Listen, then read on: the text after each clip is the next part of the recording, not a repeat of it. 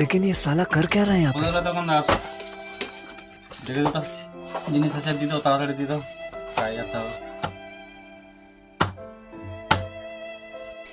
কি নেবে বলো?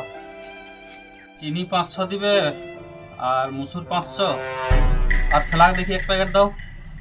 আমি একটু জানুবিঘাটার থেকে চপটা খাই আসছি, ফেলাক 1 প্যাকেট দাও।